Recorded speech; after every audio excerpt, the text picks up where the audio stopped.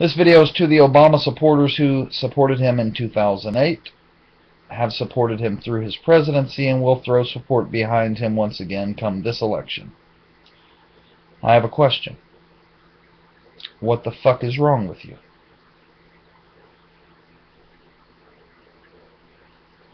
You'll understand, I guess, why I'm asking such a question here in a second, but anytime somebody supports a candidate, they support the candidate because of various reasons. Maybe they have the same, they're on the same side of the aisle as certain issues. But mostly, when there are two candidates running for president, if you're intelligent, you listen to both of them, and then you gravitate towards the one that says what you feel, or what you would like to see happen, changes you would like to see made. Obama, unfortunately, has blamed everybody, anything, every time for why he has broken tons of the promises he made. But there are tons of promises he made that were pillars of his campaign, huge pillars in his 2008 campaign, that he can blame nobody for. I think when you look at it, and you actually look at it without bias, so clear your mind of your emotional attachment to Obama for a second, because you really shouldn't have one anyway. Or to party. Whatever. All of that's garbage. It's bullshit. This isn't your favorite football team we're talking about.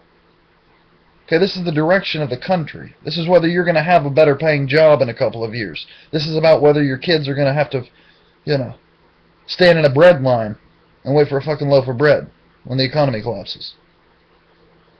This is about, possibility of World War III around the corner. It's a little bit bigger than just your favorite football team. I'm going to stick with my guy whether he's a winner or a loser. It's not really the smart mentality when you're talking about the fucking leader of the free world, is it? Okay then. Let's get past that. We understand that it's an important issue. You shouldn't just have ties to something unless there's a reason for it. There's a lot of broken promises he cannot blame anyone for. But one huge pillar of his campaign was transparency. There was hundreds and hundreds of promises made under that umbrella. Transparency. He was going to change the way government did business. Those backdoor closed meetings, handshakes, backdoor secretive bullshit does not belong in a democracy. When I get to Washington, I'm going to have my meetings on C-SPAN. You can watch them. I'm going to have the bills uploaded to the internet. You can read them before I ever sign them. I'm going to change Washington. And that inspired hope, especially in a lot of young people, because they thought, now I can be a part of it. See, he's trying to open up government to the people. We're going to have more say-so. We're going to be able to look at things. Of course it sounded incredible. Who wouldn't want that? The point is, some of us saw it for what it was, which was bullshit. Other people believed it. And I'm not saying you're stupid for believing it. It inspires a person, and hopeful people that aren't, I guess, bitter by the way it, I'm not saying I'm bitter, but cynical as far as our politics, definitely. But say the youth were inspired by this, and they felt hope, and they did want him to change the way it was.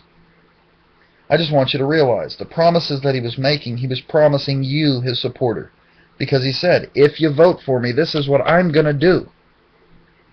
So he was gathering support. And he was telling the people supporting him, if you vote for me, I'm going to do this. Then you voted for him. And he told you, fuck you. I'm not doing any of it. Why you still support a person like that? Because about transparency, not only did he not make anything more transparent, he did nothing that he promised. The hundreds of promises of everything being on TV, uploaded to the internet, you'll be able to see everything laid out before I ever vote on it. Oh God, it's giving me chest pain just thinking of all the bullshit. All of it was lies. He didn't do any of it. But to take that a step further, and you can look this up online yourself, the closed-door meetings, that people that he said don't belong in democracy, that all of you agreed with. The secrecy, all the bullshit, right? All of that has increased 50% under the Obama administration, as opposed to Bush. I couldn't stand Bush. Patriot Act did more damage to my rights as a person and to destroy the Constitution, I think, than any other piece of legislation in the history of the country. I'm not a Republican. I'm not a Democrat. I'm just a person that looks at things and thinks about them.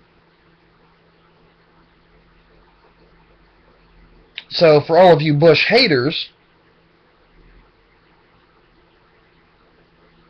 the secret backdoor meetings that nobody can stand in Washington, because we know it's corruption, basically, have increased 50% under Obama, the man who ran on transparency and promised you, the one who cast your vote for him, he promised you he was going to change all that. And not only did he tell you, fuck you, he went the opposite direction and made it far more secretive.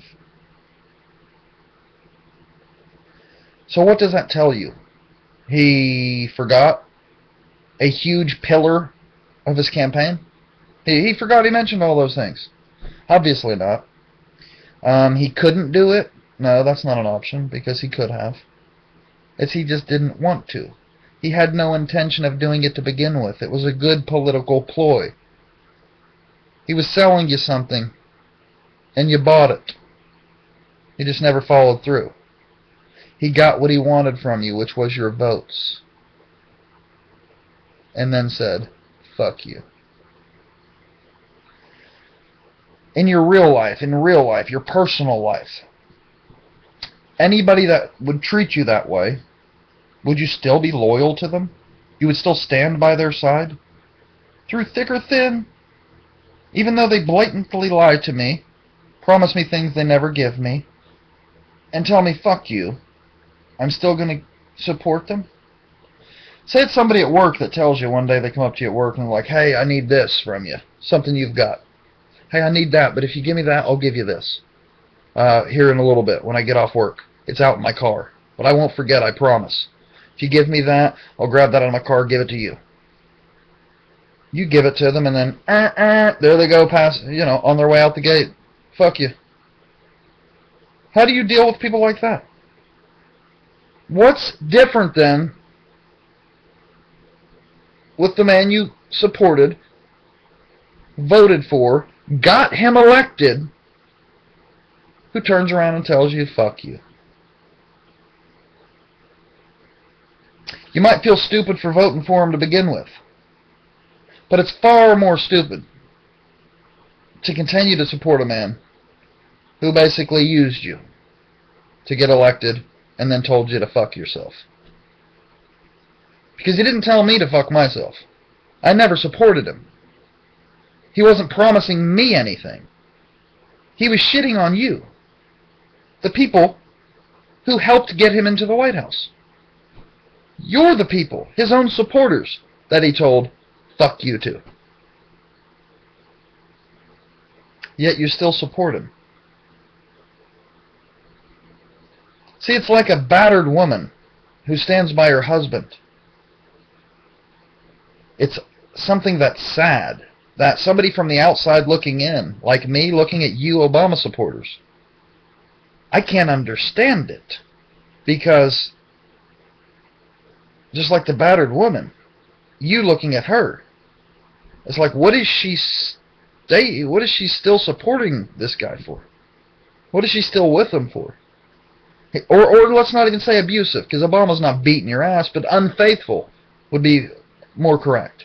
The woman who stays with the guy after he has affair after affair after affair.